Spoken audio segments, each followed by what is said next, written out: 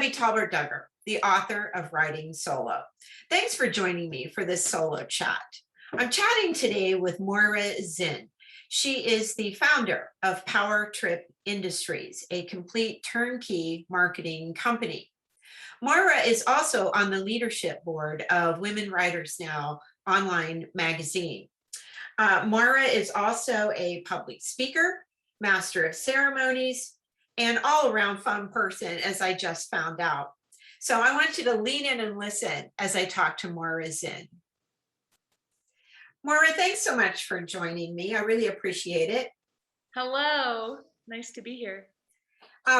You're in Texas, right?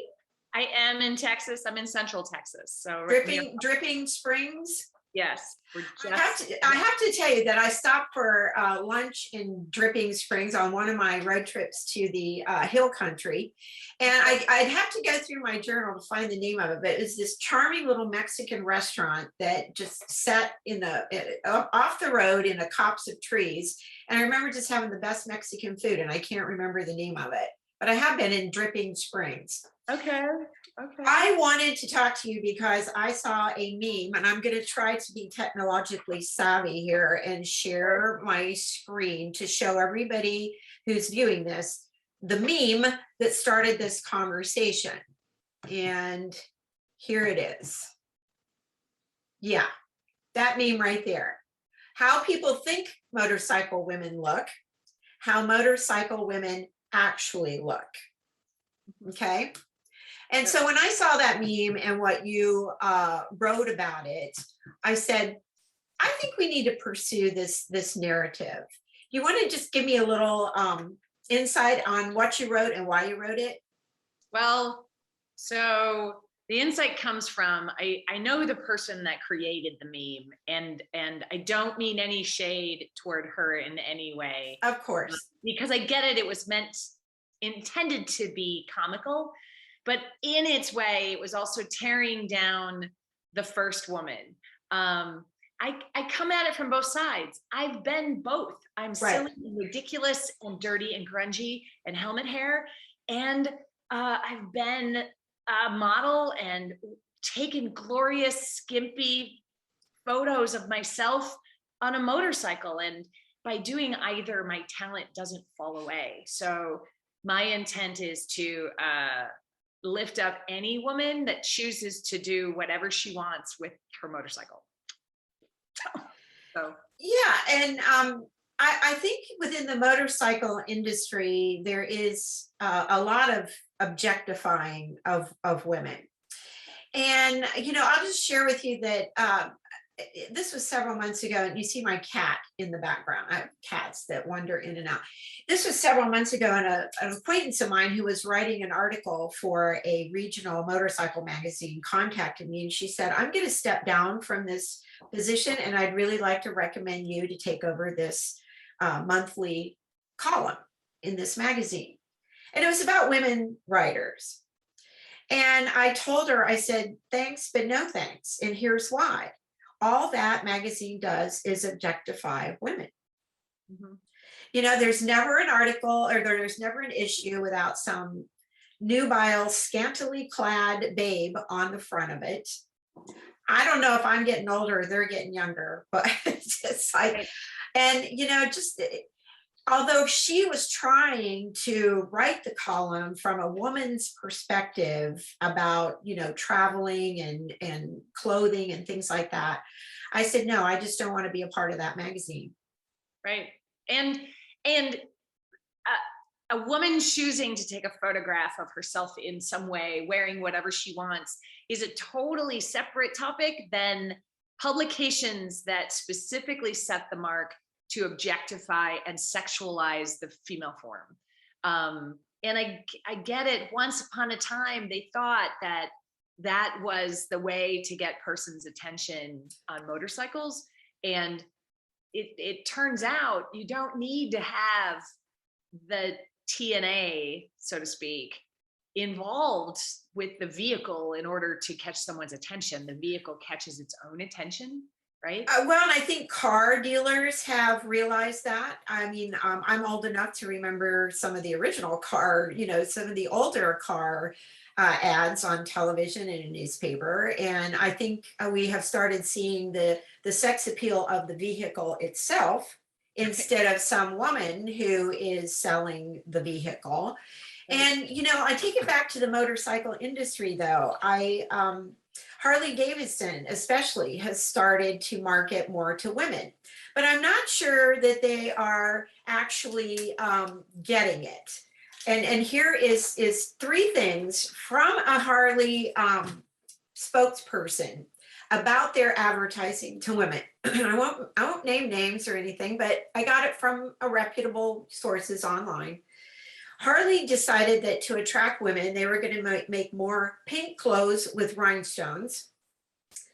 They were going to hold garage parties, which I've participated in a few, and depending on who's doing it, they can Right. be very informational, but some of them are not.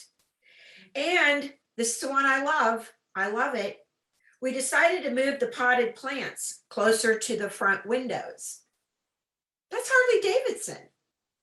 That's legit effort to market to women. And the other thing they're doing is making smaller bikes. And see, I have a problem with that. I ride a beast of a bike. It's the Road Glide Special 2020. People will look at me and say, that's a lot of bike for you. No, I know just as many men my size. I mean, I'm not huge. I'm 5'6", weigh 150 pounds. And you see so many men who are that size and ride the same bike. Right. How do we stop that? How do we stop that? What do we do? Because one of your comments in that with that meme was, let's not beat up on each other, meaning women beating up on women, but let's go to the manufacturers and the agencies who create the advertising. Right. I mean, I'll say this. I don't specifically follow Harley Davidson and what they're doing. I do currently ride for BMW. I have an R8, one of their R18s in the garage. Again, it's 800 pounds. So it's right. So it's my bike. Lifestyle cruiser. So yeah, it's not small by any means. But speaking to pink, so the color pink, there's an actual method that in clothing is to make it female. You shrink it and pink it. Yeah, and then charge more for it. The pink tax. You take a man's size shoulders and all you do is, and then throw some sparkle on it. The complicated part with that is pink is the #1 seller in women's apparel. And one could argue that sometimes it's the only thing available. So that's what's purchased because there's a lack of other options. And the other is that other people see something with a motorcycle and it's pink and they go, oh, Aunt Susie rides motorcycles, she'll love this. And they buy it not knowing whether it's a wanted item or not, right? It's kind of like, just buying a thing for Christmas. So there are a few complications with that. But when there are other options, they always seem to sell better in my view, or be more wanted by persons that actually, and I'll say actually ride motorcycles. In other words, they're licensed riders that own their own motorcycles. The making of the smaller and then marketing that, I think that's a mental thing. I know more women that ride various sizes across the board, and in many cases will sometimes buy larger just to lean in and flex on it. So I think it's missing the mark. I do know that BMW and Indian, both respectively, don't do the shrink it and pink it attitude. They have their apparel and their both ride apparel and their standard logo apparel is very specific to women, but not its generic colors, right? As far as branding goes. And they market all of their motorcycles toward women versus versus just the little ones. You know, they don't Well, suspect. and that seems to be a problem. I hope someone from Harley Davidson watches this, but I had a problem when I bought my first motorcycle 14 years ago. I actually had to take a man friend with me to get anybody to talk to me at Harley Davidson. And then the second time I went to it, I've had 3 bikes now. My Road Glide is my third bike. And the second time I had the same experience. Every dealership I walked into around here wanted to guide me towards the Sportsters. Yeah. And now understand that at that point I'd already clicked off 49 states and 7 Canadian provinces. And I told the guy that. I said, no, I travel on my bike and I was looking to go bigger. I traded up to a Road King, my second bike, and they couldn't get that. They just couldn't get it. And finally, I found a person dealership who would sell me the Road King. But then again, I went to look for my Road Glide and finally found a dealer. And I'm going to shout out to Crystal Harley Davidson over in Crystal River, because those people know how to market to women. They know how to sell to women. And I don't think there's enough of that within Harley Davidson. Now, maybe I should go look at a BMW. Maybe. I do know this. I think it's an industry wide, and I don't mean it's specific to motorcycles. It's motorcycles, cars, trucks, boats, airplanes, whatever it is. For some reason, those objects seem to be a masculine trait object. I've told dealer on dealer, there is a secret to selling to women. Here's the secret. Treat us like buyers. Just treat me like I'm gonna buy the thing. That's all you need to do. There's no super, that's the secret, right? Is to the budget to a household is literally called the purse string. Yeah. So, and treat me like a buyer, not a Barbie doll. So if it's referred to as a purse string, who's holding the purse, right? So once you actually wrap your head around that and understand that someone somewhere thought we could do math.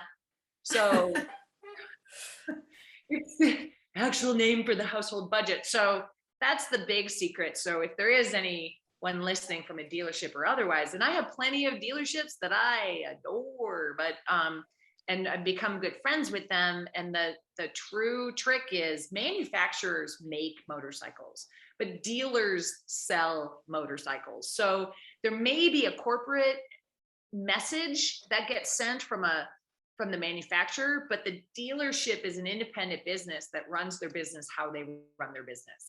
And there's sometimes maybe a disconnect from one to the other.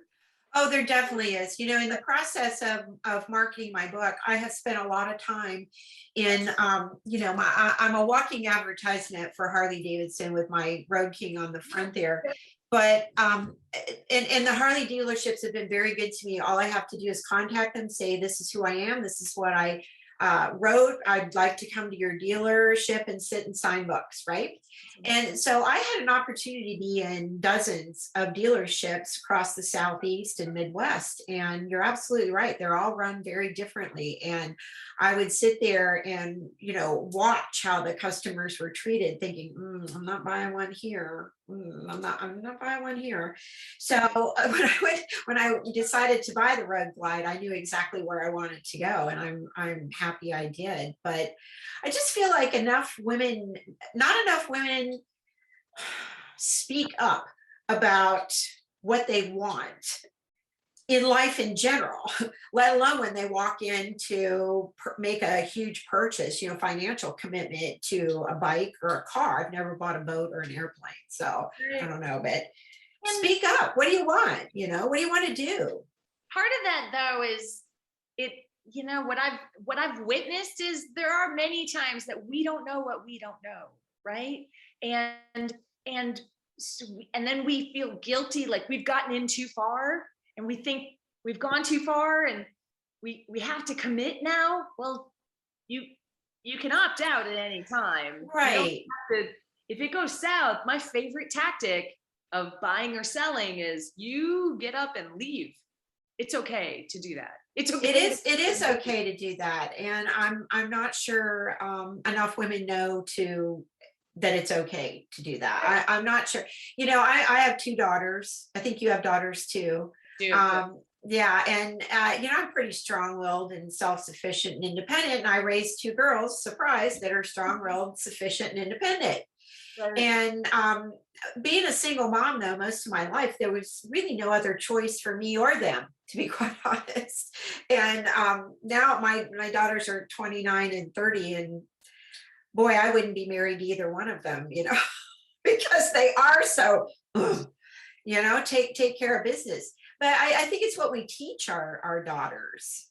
Yeah. And I think when women go to buy a motorcycle, I had this conversation with Sandy Reese on a solo chat about buying a motorcycle and brand recognition and all of that. Is first and foremost, what do you want to do with it? Right. Right. Are you just going to dress pretty and ride down Main Street during bike week? Maybe. Well, yeah, maybe. And that's okay too. Right. But it depends on that depends on what you buy, Right. Don't let them sell you the pink Sportster. Are we gonna go take it into the mountains and get dirty and climb some trees and cross rivers? Are we going to go do a track day? Maybe we just want to go to bike night. Maybe we want to put it on a trailer and go to every rally in the country. Yeah. Maybe we want to ride it from one point of the country to the other point of the country. And each motorcycle has a separate purpose. And it does. And I've learned, man, I have a difficult time shaming someone for a glorious thing they've done to a bike, right? Like, because you go to these rallies and some people have I know. Ferris wheel on them, and boy, it's not nice. But there's a lot of investment on the glitter and the lights and the colors and the paint and the murals I think it's marvelous. Again, not a thing I do to bikes, but high five, sister. If that's your thing, I can't shade you for it, right? But I've never understood that, like what the need is to chop me neither. down for their choices. And I guess that, to circle back, that's what that meme really kind of struck me, that we know nothing about the young woman on the top. And I get it. Everyone's going to mock her. That's not how I ride a motorcycle in a bikini. Well, she's not riding it. We all know she's taking a picture with it. We don't know if it's hers. Maybe she rides. Maybe that's her bike. Maybe she's just feeling saucy that day. But, I don't think I've ever felt that saucy. I get it. No, we shouldn't. And I've tried to ride with certain women's groups and things like that. I'm not a good group rider, hence the title of my book, Riding Solo. But I hear it. I hear it when I'm around other women, and I try not to buy into it. But I don't want to say it's the nature of women. It's not the nature of all women. But it just seems like in order to build myself up, I might need to stand in judgment of somebody else, and that narrative needs to change, I think, for women. Exactly. Yep. I teach. So, I teach sixth graders, and when I, I've done it for way too long. This is my last year. I'm retiring at the end of the school year, but, I try to convey that to my kids. You don't have to find fault with somebody else to make yourself feel better. Or that was a pretty ugly thing you said. I bet you it made so-and-so feel really bad. Right. And just trying to teach these kids that that's not the way to treat each other, especially the girls. Right. Especially the girls. Boy, we get so chopped down on so many things, right? And it starts from birth. Are we tall enough? Are we short enough? Are we thin enough? Are we too thin? Is our motorcycle shiny? Is it new? Is it too old? Are we talented? And then I don't even want to get into imposter syndrome, because people look at a resume, and I was reading up against somebody that I was up against for a position, and I fell into this whole, like, I'm not worthy. Like and everyone around me went, you are crazy. What do you think? But but it's a thing because we're No, it is a thing. It is a thing. And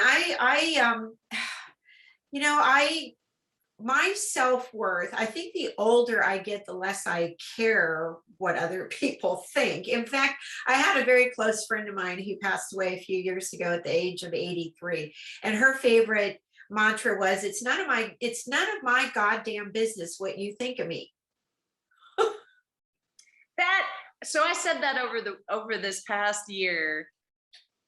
I once upon a time with my business, I did experiential marketing, and I had a GoPro that we were running for something, and I had it on one of our desks, and it wasn't turned off. It was still recording. And later that day, I went back, and I'm sure I did a feisty thing with my people. I'm sure I did. And I heard some conversations happening about me that were not kind, and they weren't wrong. Okay, well, So, right. and it was natural employees venting about some drama that just happened. But boy, that statement of what other people think of you is none of your damn business is super true. Isn't it? And it's very freeing when you really internalize that, you know, because you don't get caught up. Oh, they're standing over there. I just know they're talking about me. Who cares? It's none of my business. Now, you know? I'm like, if I'm important enough that I'm part of that conversation, let's fix that crown and move on. Right? Or my attitude is, if their life is so dull that they have to talk about mine, then let them, you know? Right. So I just love that about my friend Anne. She would just frequently remind you, it's none of your business what they think about you. Who cares? We don't care. So have we solved the problem here? Have we solved the problem, or have we given the viewers a food for thought? I think it's a food for thought. I think this is something that is, it'll take time. I mean, I think. Well, yeah, and it's evolution. It's not a revolution. Right. And just as the motorcycle industry has evolved in their marketing to women, we don't feel they've evolved enough, some of them, but they have evolved. Right. And I feel like as women, period, but we're talking about the motorcycle industry, that when you see it, call it out. Right. And here's the example. When I walk into Crystal Harley Davidson, I'm always going to the parts counter, right? And there's two LED screens behind the parts counter. One of them showing a Harley Davidson advertising, video, and the other is showing a traditional 50s pinup girl on the motorcycle. And I said, guys, when I walk in here, I want to see Jason Momoa on his Harley Davidson on that other screen. And they look at me. So now when they know I'm coming in, if I have a service, they'll put Jason Momoa up there, and I'll go, yeah, we got it. I said, you guys have to understand, I'm a female standing here at the parts counter. And I look to my left, I look to my right. There's one over there. There's one over there. You got 3 women standing at the parts counter. We want to look at this pinup girl. I don't want to look at that pinup girl. I mean, right? We just need to, I think, repeatedly demand more. Yes. We demand better. That's okay for us to demand better. I mean, it's man, I mean, there have been some moments of, my personal favorite regarding apparel and was I walked into a local dealership. Mind you, I was a partner at a track. I was their motorcycle division at the time doing track days. And most of the people at the dealership knew who I was. And I was going in to buy a new helmet. And the one I was looking at was about $1,000. And I walked up to the wall of helmets, right? And I'm looking, and I'm not seeing exactly what I want. And this new little sales guy comes over, and my husband and a friend of mine are standing in the back, and they could see him coming. This poor young man was going to step in it, and it was going to be fun for everyone to watch, because my best reaction to things have always been with a bit of humor versus, but maybe enough of a sting so that they don't do it again, right? So he walks over and he says, I know exactly what helmet you're looking for. And he walks over. Do you remember Shelly had a helmet that had a pretty little butterfly on this? So it was a butterfly up both sides, right? And it was pink and purple, and it was kind of an entry level helmet. And the one I was looking at was race helmet. So very different quality. But the one, it was pink and purple, right? So that's what that's what he wanted me to try out. And I corrected him and I said, no, I was looking for whatever the other one was. And he kind of looked very confused and kind of still held the butterfly. And so he's in essence talking me out of $1,000 helmet and wants me to go with it. So you're already just talking about money alone is just a bad idea, right? And now you've insulted me by going to the entry level versus the fancy race one. And I saw the race one and I pick it up and I put it toward the front of my body. And I said, I just want to know where the penis goes. Oh my God. Yeah. And he's never, and man, he talked to me years later and he said, I never approached a woman with that attitude again. Never, ever, ever, ever. Yeah. I mean, as women, let us tell you we don't ride. It's fine if you walk up to me and say, cool, man, what do you ride? And if I don't, I will tell you, oh, I don't own a motorcycle. Yeah. But if I did the same thing with my second bike. The guy actually asked me, oh, is your husband here? I said, oh, I'm sorry. Is a penis required to purchase a motorcycle in this dealership? Right. And it was just, he didn't know where to go after that. But you do sometimes just to have to hit him right between the eyes with the sarcasm of how ludicrous their comments are. Before we end here, I want to ask you on a personal question for me, because I've been riding Harley Davidsons for 14 years now, and I've gone cross country, Canada. I've done. My niece says, Aunt Debbie, you've been everywhere, and I say no, but it's on my list. Right. But I want to do off-road riding. That's my next adventure, and I don't know where to start.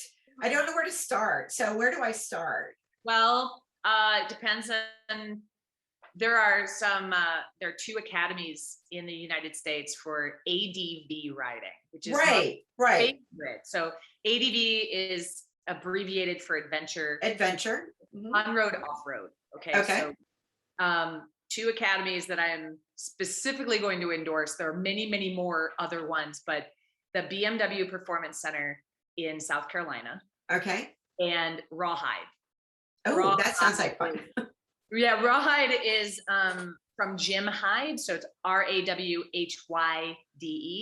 and he's in either Colorado or California, depending on the part of the year.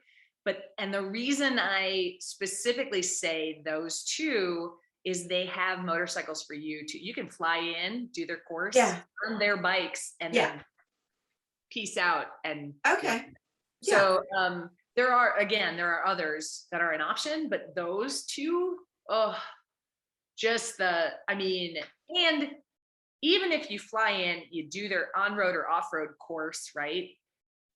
The education you get from having that motorcycle a bit slippery, when you get back on something that's just pavement, the ease of your abilities have just gone up here.